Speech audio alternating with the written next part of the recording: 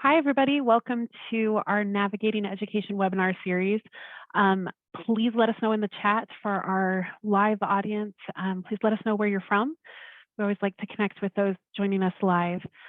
My name is Dr. Melissa Durtschi with Navigating Education, and our office is based in Centennial, Colorado.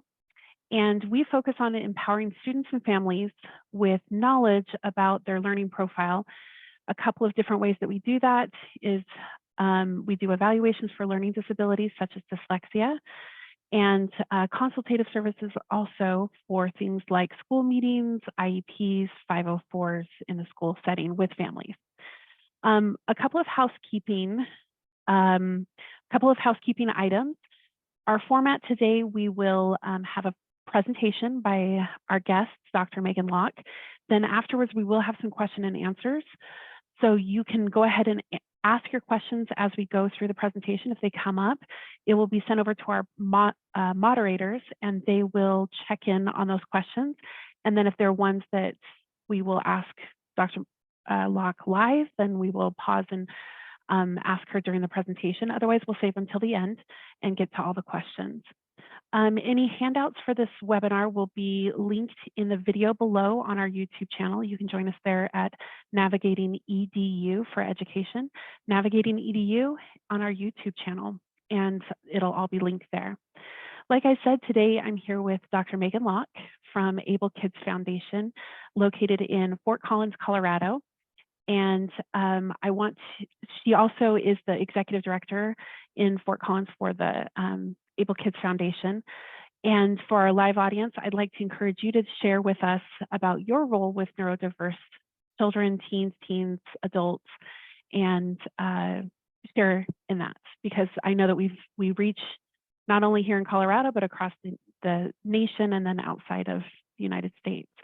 One of the ways that I know Megan is from some professional networking, and I actually heard from her from a client actually who had been up to Fort Collins and had gone through the process of getting their child identified with CAPD, or Central Auditory Processing Disorder.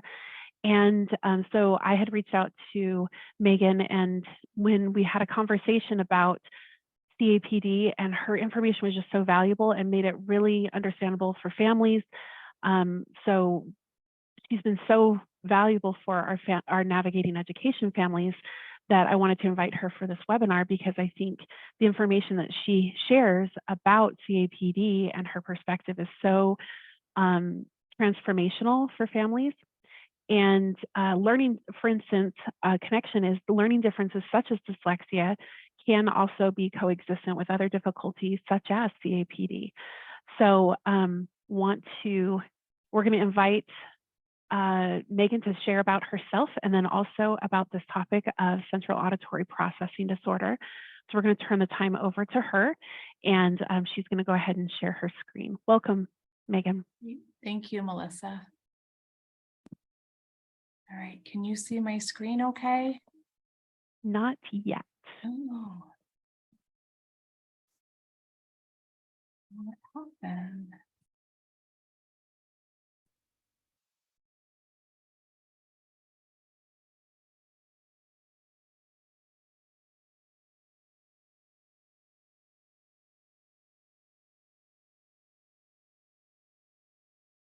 Can you see me?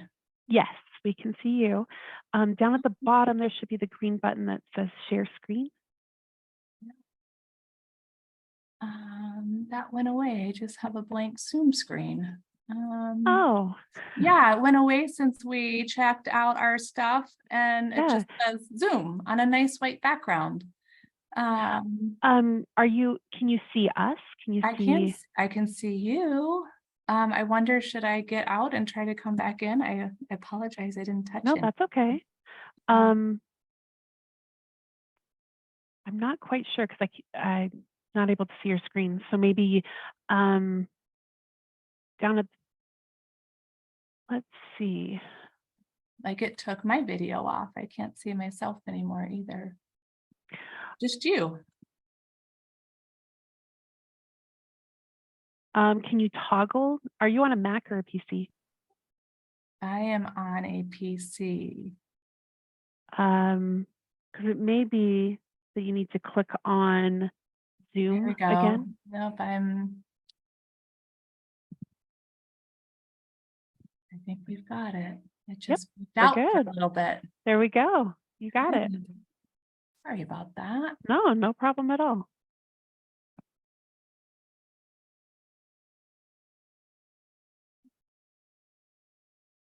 And then we'll just have you click from beginning and we'll be good. Perfect. All right. There we go. Thank you, everybody, for your patience. Thank you, Melissa, for having me today. I am always very excited to talk about central auditory processing disorder. And I hope today's discussion gives everybody a better understanding of what it is and why it is so important to support individuals that struggle to understand information in their daily environments. A little bit about the foundation. We specialize just in the diagnosis and management of CAPD.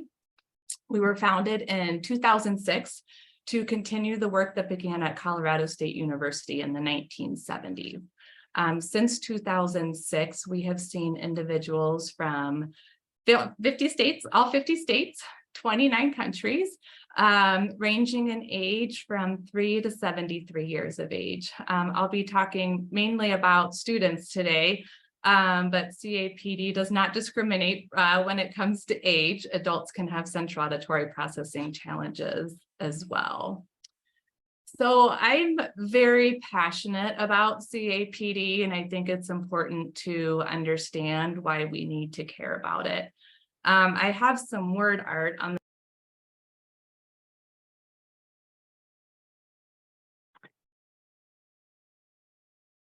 So unfortunately, Dr. Locke just got disconnected. We're going to have Sam put up the pause video. Technical difficulties, we will get her back online and we will proceed.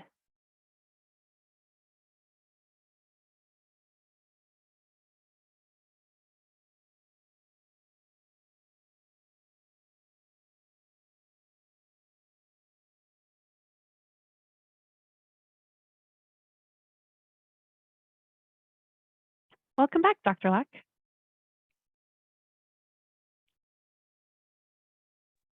My computer did a hard restart. Of course, you are totally fine. I'm you know what? It's the technology, maybe what they did this morning, but I'm going to call them because I had no warning. Sometimes this is actually very apropos for like in the classroom, and sometimes our kids have to do like a hard reset, Yeah. And sometimes they're not going to be available for learning in that very moment. And so I take that as an opportunity to talk about that's going to happen, and that our kids are going to be, especially kids with CAPD or any, neuro difference, are going to be possibly not needing to do a restart. Right, right. Well, all right, let's go ahead and jump back in. Thank you for your understanding. So I'm going to go down to where we were, the why should we care, and kind of start there. I'm very passionate about central auditory processing disorder. It's not something that is taught often in, professional areas. It really can impact our kids. And so I put together some word art that consists of phrases that we almost every day here at the foundation, either things that our kids are telling us, or they're phrases that they hear from others. And before I flip to the next slide, I'd just like to say, if we have said any of these things to our children, let's give ourselves some grace here. But this is why we need to care. We hear oftentimes kids say, I'm stupid, I'm a bad kid, I'm lonely, I'm not smart. A lot of them are told to try harder, you're lazy. The problem with these phrases is they're often not true. But if we don't identify central auditory processing or other, challenges, dyslexia, visual processing, things like that, we can set our students up to fail every day. And failure can look different. It can present in different ways. Central auditory processing disorder can impact academic performance. Sometimes it's poor grades. Sometimes it's just kids working so hard to maintain their potential. We hear from some of our clients that our kids go to school all day, and then the parents end up teaching them everything they missed at night. So they're going to school twice a day, which is not fair to them. For adults, it can impact work performance. Central auditory processing disorder can impact self-esteem, social relationships, overall well-being, and it really is for many of our students a quality of life issue. Again, many of our foundations clients have been put into categories that aren't necessarily true, such as defiant, lazy, unmotivated, rude. And it's really unfair to that individual. And sometimes when we get put into a category, it's really hard to get out of that, human nature. I like to say we would never tell a blind person to go home every day and try harder to read a book. Just as we should not tell an individual with CAPD to try harder and focus during their day.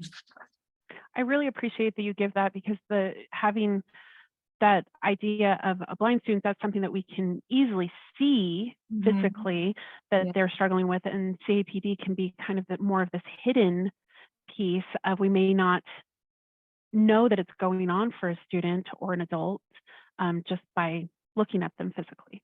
Yes. Yep. So what is CAPD? If you're a Googler, you're going to find lots of different definitions on the internet or in textbooks. I'll just read one of them, the first one. CAPD is deficits in the neural processing of auditory information in the CANS, which is central auditory nervous system, not due to higher order language or cognition, as demonstrated by poor performance in one or more of the skills listed above. I find that many people, including audiologists, don't know what to do with these definitions. So let's break it down a little bit easier. Let's talk about what the auditory system is responsible for. The first is hearing. That's what most of us know about. Hearing is just the detection of sound. Do we hear it or do we not? And many of us assume that if our hearing is normal, that life is easy, but that is not necessarily true. After we hear the information, actually, I'm going to call on Melissa real quick. This is where you come in. Oh boy. I use visuals a lot to try to help us better understand what students with CAPD go through. So Melissa, do you mind reading this next slide? Yes, as long as there's a caveat that I do not speak this language. Yeah. Okay, so Funkel, Cleater, Stern, Ach, wie bist du mir so fern, Wunderstan und Becknat, wie Stradland Diamant, Funkel, Cleater, Stern, Ach, wie bist du mir so fern. Hi. Can you tell me what that means? I have no idea. Can you see it though? Oh yeah, I can totally see it. Okay, And so if you can see it, can you try a little bit harder for me to tell me what that means? Yeah, sure, I could try harder. It'll give me a lot of anxiety about it. There you go. Yeah. So, this is the best example I have to help us understand, Melissa can see this just fine. But she doesn't know what it means. And that happens with our kids. The auditory system is also responsible for understanding what we hear. And just because we hear well doesn't mean we hear correctly. Just because Melissa saw the words well, it didn't mean she understood that information. Missing one or two words can really change a lot when it comes to comprehension and understanding. And if our kids don't know what to do, they don't know what to do. So the next example is a better understanding of this. It's a little blurry, I apologize, but this is a recipe. It is missing about 40% of the information. I took The 40% from a randomized group of 1,000 individuals seen at the foundation, their overall understanding in a minimally noisy environment, not loud, minimally noisy environment was 60%. So they were missing 40%. Now pretend this is a cooking class, and I'm telling you that your grade depends on the quality of this dish. You might have some thoughts like, how does she expect me to do that? Or, well, that's not fair. I don't even have all the information, so I'm not even going to try. We would never give students textbooks with visual information missing, which is why it's so important to close the gap for the auditory system as well. So our goal at the foundation is to help kids take an environment that's confusing auditorily, where they're missing information, and give them a more complete sense of what's going on in their environment, so they have a better understanding of what to do, and they're getting equal access to the auditory information presented in their daily environments. You know, we tend to focus on the classroom a lot, but it's also at home, at the dinner table, birthday parties, the soccer field, play dates, you know, all of their daily settings. The auditory system is also responsible for filtering and prioritizing sound. Many of us take for granted that our system is constantly prioritizing sounds around us so that we don't have to work so hard to focus and attend on what we are trying to focus on. Not everybody has that luxury, so I'm going to clap for a second. If I did that for the remainder of the presentation, I think we could all get a better understanding of how distracting that would be. We might have our anxiety go up. We might just check out completely. So imagine your classroom, especially, being louder than it should be every day. You're hearing papers, pencils, clocks, friends shuffling, the hallway noise, the teacher next door. It's exhausting when your system's not prioritizing as well as it should. So the individuals that we see, they have difficulty with the last two things we talked about. Their hearing is actually great, but their system has trouble understanding what's being said and filtering and prioritizing the sound in their environment. Central auditory processing challenges, they can occur in isolation. They can also occur in conjunction with giftedness, attention difficulties, visual processing challenges, dyslexia, sensory processing disorder, speech and language challenges, and autism, to name just a few. I always like to mention that central auditory processing disorder is different than autism and sensory processing disorder. CAPD is not related to intellectual abilities. Research will often say that it occurs more in boys than girls. We have not found that at the foundation. So how can central auditory processing disorder present?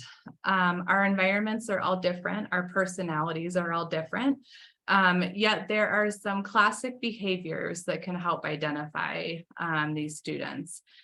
These behaviors were reported by a randomized group of 100 individuals seen at the foundation that were later diagnosed with CAPD. These were the top 10 reported behaviors for them. 83% were easily distracted. Again, imagine hearing all the noises in your environment all day. It's very distracting. 80% reported that they were sensitive to loud sounds. That does not always look like this.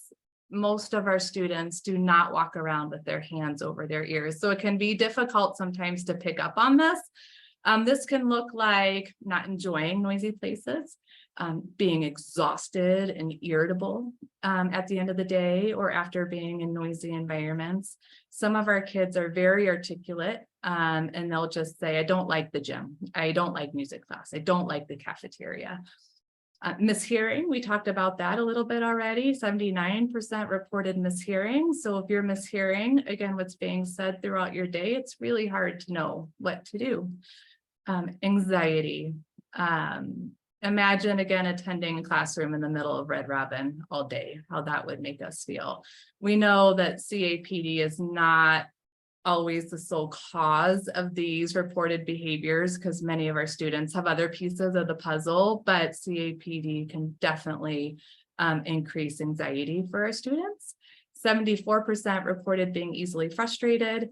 73% reported being confused in noisy places, difficulty following directions, being forgetful, slow at starting new tasks, and being easily upset in new situations rounded out the top 10 list.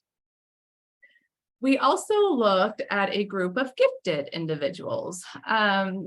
Many times we think that if students are gifted or bright or high achievers, that life is easy for them, but that's not necessarily true.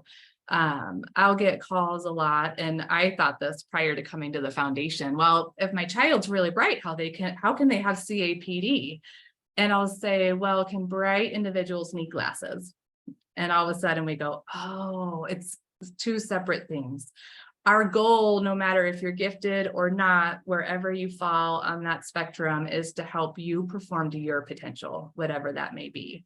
So even these bright students that some of us may think have it easy in class, look at what they reported. 79% reported being sensitive to loud sounds, 71% easily distracted, difficulty following directions. Again, you can read that list yourself.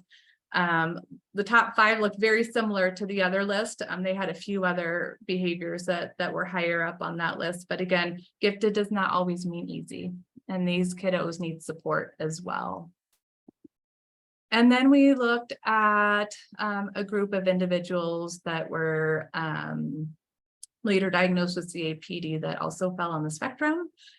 You can see easily distracted, anxiety, difficulty socializing with peers, following directions, all of these things that can be impacted by their auditory environment were heavily reported in their case histories as well. So when people call and say, well, how do I know if my child has CAPD? We have still found that insightful professionals, their referrals are key pieces for us, but also just those classic behaviors that commonly occur.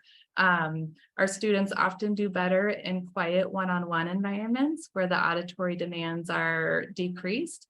And then as we add groups or add demands, we see that performance start to fall apart or change. Our kiddos can look inconsistent throughout the day.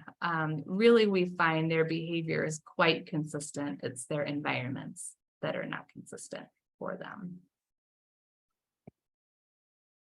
I think, Melissa, you have these. If you don't, I'm happy to send over after the presentation the full list of behaviors for all of these groups for everybody. So there are several causes of CAPD. These are just a couple of them. It can be genetic. We often see siblings, parents. Central auditory processing disorder can also be the result of delayed maturation. This is a maturing system. We have seen some individuals outgrow it. It can occur as a result of a condition or virus affecting the central nervous system. It can also occur as a result of head trauma. We do see many adults that have had TBIs. So where do you go for a central auditory processing disorder? There's a few testing considerations. The experience and specialization of the audiologist is very important.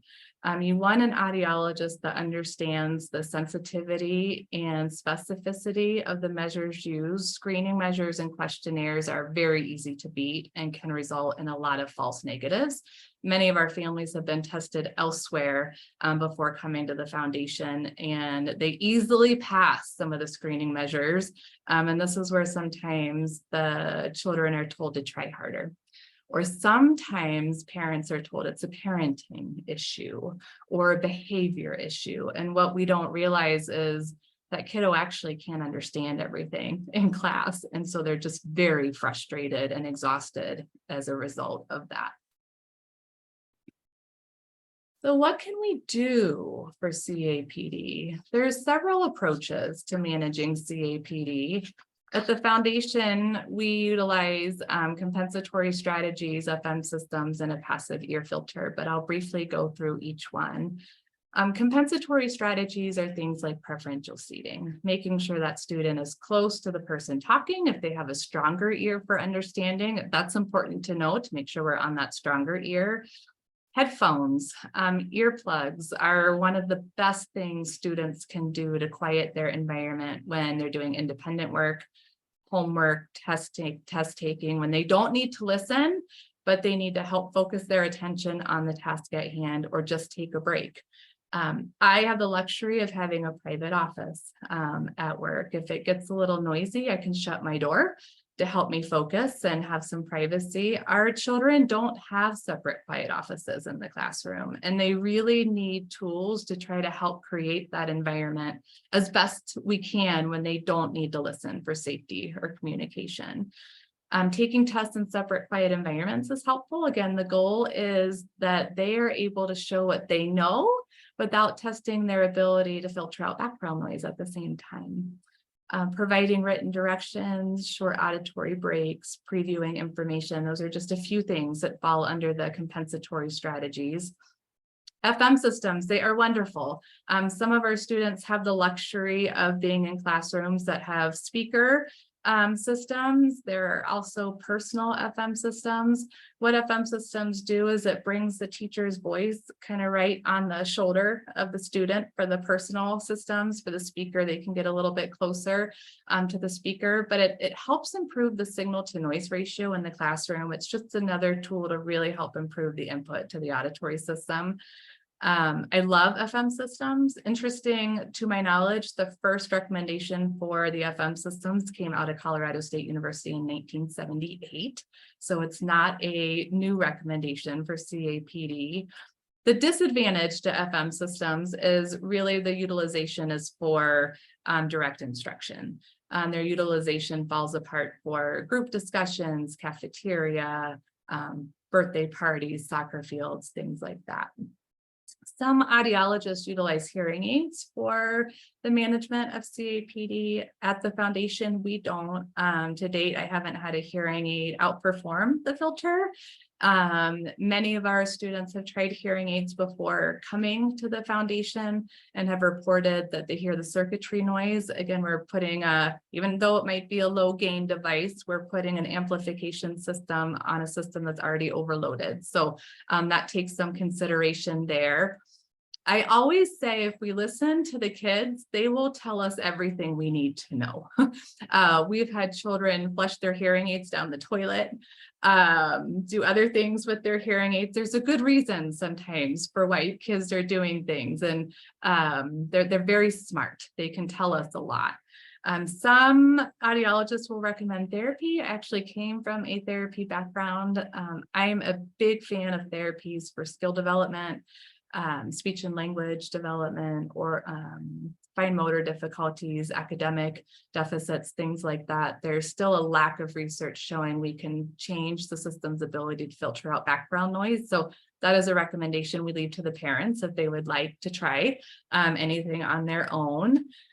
The passive filter, again, is utilized at the foundation.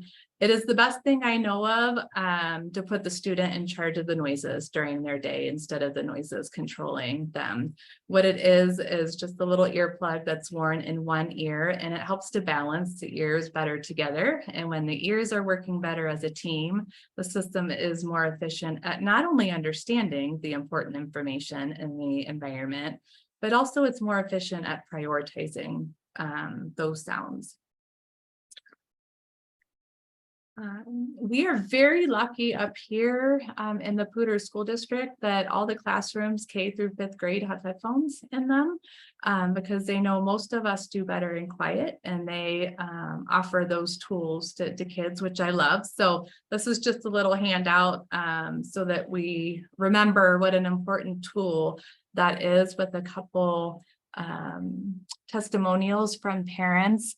I'm going to read the last one. The students in my classroom use sound attenuating headphones on a daily basis. They are truly beneficial and even necessary for many of our students. I love that she said necessary, because for many students it really is. Going back to the filter, just to show you why I'm a huge proponent of that. Again, this is sampling of 1,000 individuals we saw at the foundation. Their average understanding without a filter was 60%. Again, so they're walking around missing a lot more information than they should during their day. The filter was 86%, and the FM system was 88%. So again, a huge fan of filter and FM systems. The whole goal is to help those kiddos better understand in their daily environments, and help them not have to put so much effort and energy into this piece during the day, so they have more energy to do other things.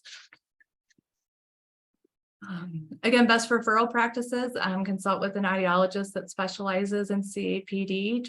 I always love parents and professionals to remember that screeners are very easy to beat. If we make that E big enough on an eye chart, we're going to miss some vision difficulties. Same thing for the auditory system. If we make tests too easy, these kids are going to fall through the cracks. And then again, the best way I know of to determine if an evaluation may be warranted is to really just discuss the concerns that you have and the reported behaviors seen in the students. That's all I had.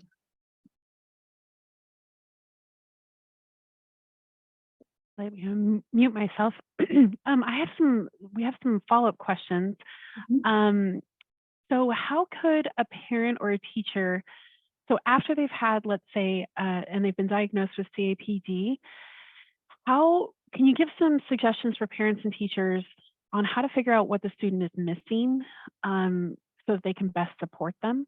Yeah, I love that question actually, because sometimes we want students to advocate for themselves in class and say, if you've missed something, just let me know.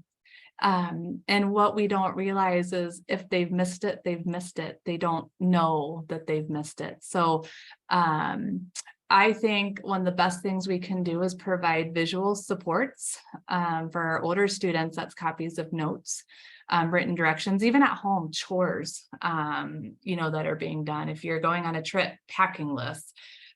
We want to try to provide the information as best we can when we can in multisensory ways. It's always good to, I think, encourage the students to advocate, raise their hand, cross-check information. But in class, the visual supports have been the best thing that we've seen to try to make sure the student has that information. I had another thought. Cross-checking, at home. If we aren't sure if our child heard us say, go brush our teeth, a lot of our parents will kind of test this and they'll say, what did I say? And the child will say, I don't know. You can't always do that in the classroom. A cross-check buddy is also really good for many of our students in the classroom. If there's some transitions or some pieces of information that a buddy sitting next to them can kind of fill in the gaps, that's helpful. But that is a tricky one because sometimes the kids don't know what they've missed. Therefore, we don't always know what they've missed. And so, the written and visual information, I think, is one of the best things we can do. Yeah, thank you for that. I was reflecting as you were sharing about how many times we as people in general might assume because we've said it, it's been picked up, right? Mm-hmm. And I love how you said that if they didn't hear it, they didn't hear it. They don't know to check in because they don't know what they missed. Right. And so I love that. And I love the idea of the visual because then it can be a visual base, some anchor for them where we don't have to repeat necessarily the directions. It can be, thank you so much for asking. Here's the visual. Remember, it's up on the board. Let's go up there and look together, and then always refer them back to the board. If you have a question on which part are you on, that visual, going back to something that anchors them so that it's not the teacher or the parent that necessarily is that anchor. Yeah. It can be where they're coach and coaching them to do the visual. I love that idea of the visual. Thank you for sharing that. And repeating can be frustrating for everybody. It can be frustrating for the student because they've missed it once, and maybe they've missed it twice, and they've missed it a third time, and that's not fun for them either. And then to the person Right. talking, that could be frustrating too. So, if we write it down, that first month of school, a visual of the schedule on their desk that they can see. A lot of teachers will have schedules in their classroom, and then you can talk about it once, you can have a cross-check buddy, but it really also improves the confidence of our students to have access to written information, because then if they're not sure of what to do, they've got, something else to refer to. I've had many students tell me, I don't know what my teacher says in class, so I just watch my friends and then do what they do. So they're always playing catch up, during their day. And like I said, that's frustrating for everybody sometimes involved. Yeah. I think also just the idea of knowing about this and being aware, so that it's not that the child was trying to be disrespectful or not listening or just needs to focus more or things like that. It legit is something that their nervous system is missing Right. as input.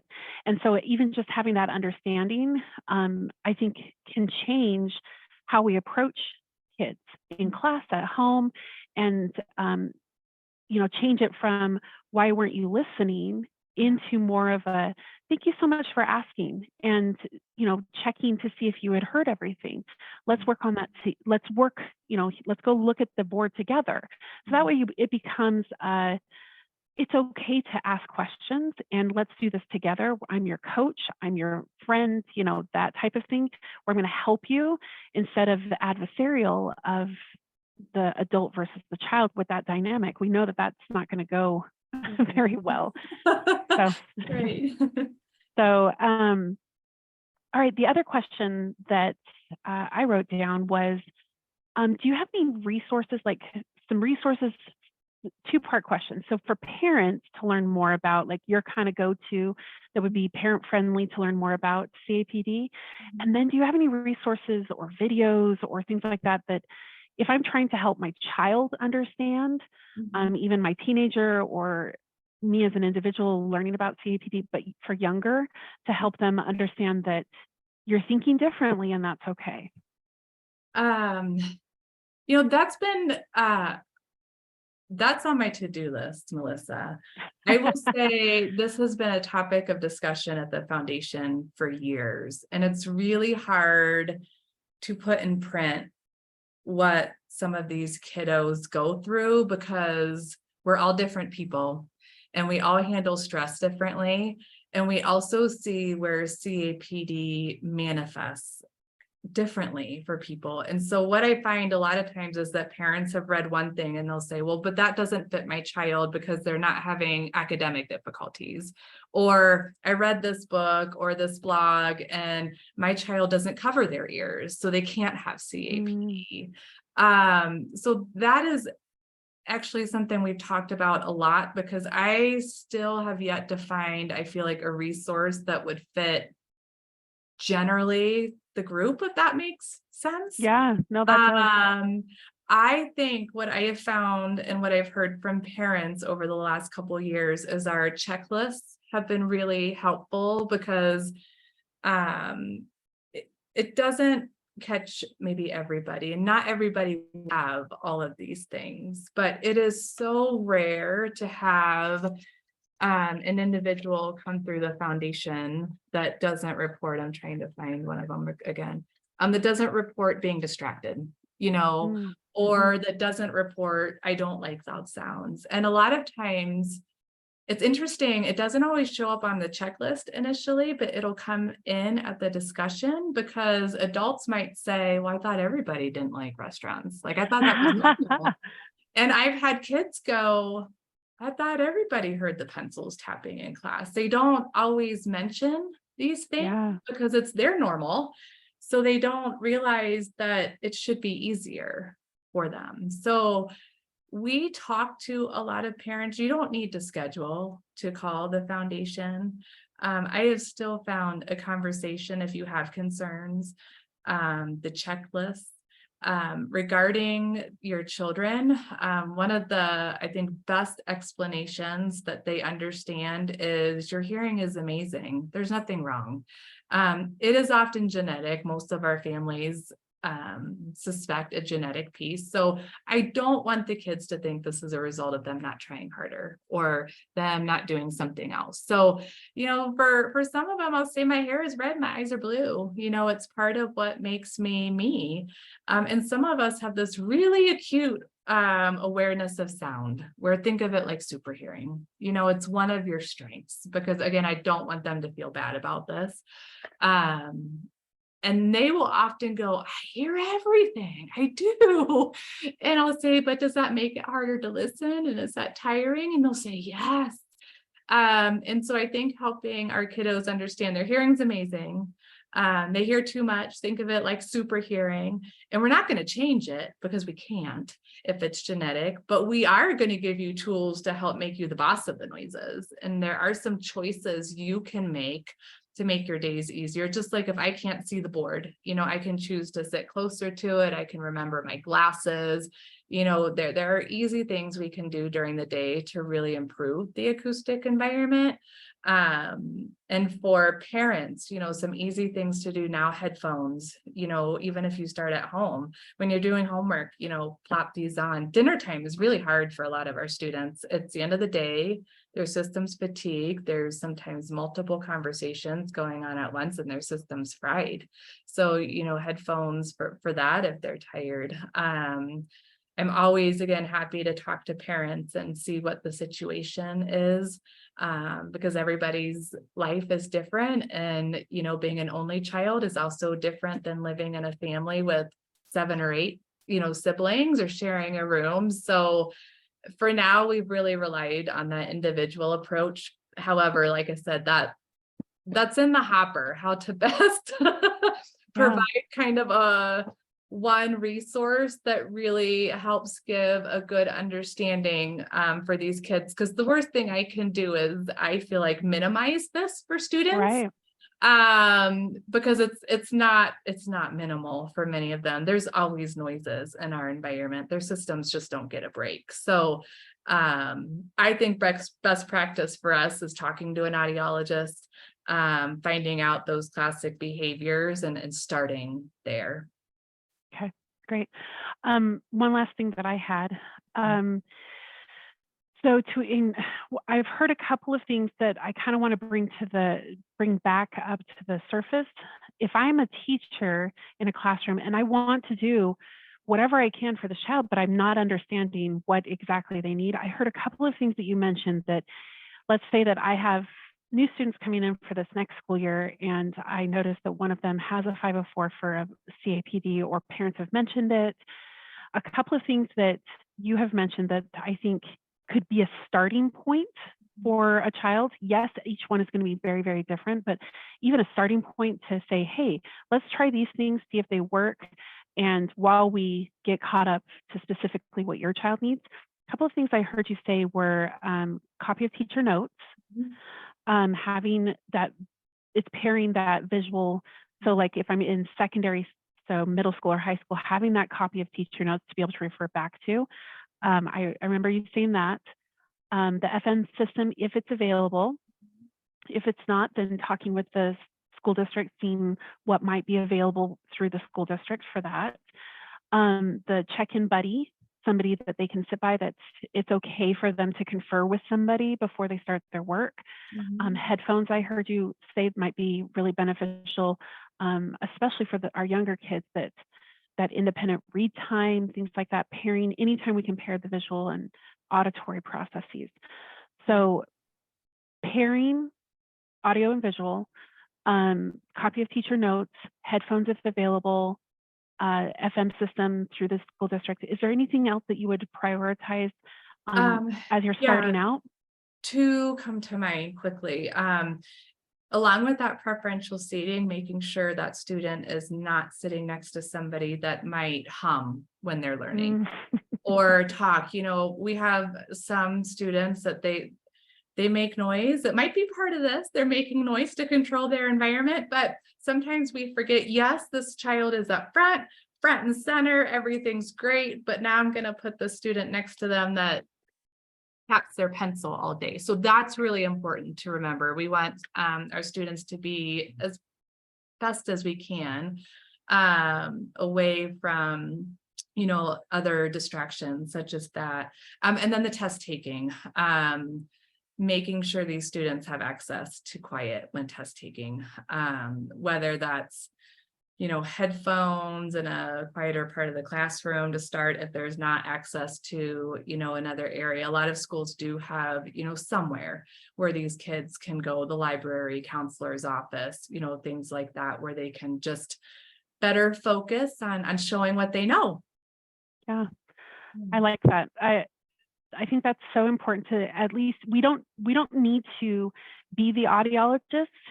As if I'm the teacher in the classroom, I don't have to be the audiologist and know exactly what to do or how to address all of the concerns, but it gives you a starting point to what could be. And because there's one person, there might be other kids that might benefit from these types of things too, as well. So I think a starting place, and then I think that goes so far for a family to know that we're trying some things and exploring some options. It shows that the teacher in the classroom is caring specifically for your child. Yeah. And starting with those things and then honing in on, what, I noticed that this comes up when this is happening, when we have an open, work time. What do you do at home? Those types of conversations. I think that could go a long way, instead of just that the student needs to adapt to whichever teacher's situation is. I think we need to adapt the environment to match as best we can to what students need. So. Yeah, so sometimes our kids truly can't adapt. The demands of the environment are just, they are too challenging for the system. Like, if you have a broken leg, you cannot adapt to run the mile that day. You just can't. So I love to the first visit at the foundation, I have the student be a part of that initial discussion. It's very student focused. The parents and I talk at a later date, one-on-one. The parents are there too, but I love the student to know, there's some things maybe we can try at home, like schedules, access to headphones. We're going to ask your teacher to maybe change your seat, things like that. But also, we can't always stop people from making noise. So you are also a very important part of the team. I'll say the most important part of the team. So grab those headphones when you're working and turn off the TV when you're having an important conversation with your mom, and trying to get them into that self-advocacy too, while also recognizing that we also as teachers and parents need to make some concessions and ensure our expectations are as realistic as they can be for what the system can do. Absolutely. And to piggyback off what you just shared, I think them hearing, meaning them realizing that they do have something different that's not typical of other people. Oh, I just thought that happened for everybody. And I thought everybody was overwhelmed with that. Acknowledging it so that they understand that you have super hearing, and that I love how you said that we're not going to minimize it, that acknowledging that, and then we're going to help you along the way. We're going to be coaching you. We're going to work together to figure this out. That they realize, I think it just goes a long way to be validated and know that, oh, this is part of who I am. And now I can, and change the environment. We can work to do things so that they can feel successful. So they don't feel like everybody's always telling them to sit down, to be quiet, to all of these things, when they're trying to center and trying to compensate for these things that are happening internally. But there's no way for them to articulate that. So I love the validation of, this is part of who you are, and it's totally okay. And that a neuro difference doesn't have to be a negative thing.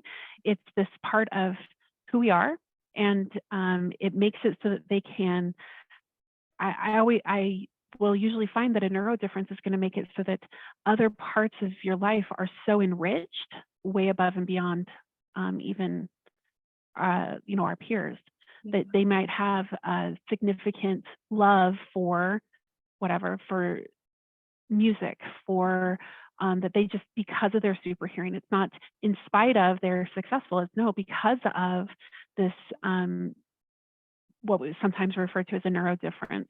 It makes them unique and able to engage in things that other people can't. Well, thank you so much, Megan, for joining us today. We really appreciate any last thoughts that you have that you wanted to share.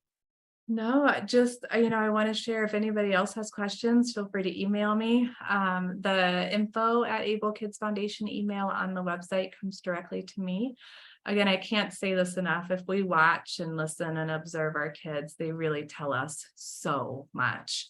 And there's so many things we can do from the CAPD realm to help support them and make it so they're just not working as hard as they should be. So if there's anything else I can do to help after this discussion, please let me know. Like I said, I'm always happy to talk to families.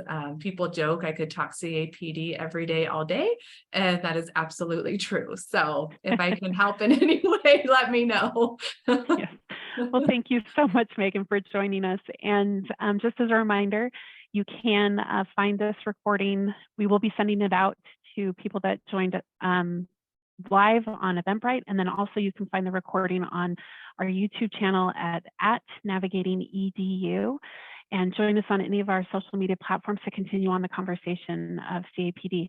Also go and, Megan, do you guys have any of social media platforms that they could continue on with conversations through your, or not yours, but the foundation? Able Kids My Foundation? email is best, honestly. Okay, perfect. And then sometimes I find that really we have to hop on a phone call because again, there's only so much you can put in writing, and Yeah, I think conversations are best. awesome. Well, thank you so much, Megan, for joining us today. We Thank really you for appreciate your having me. expertise. You're welcome. Bye. Bye-bye.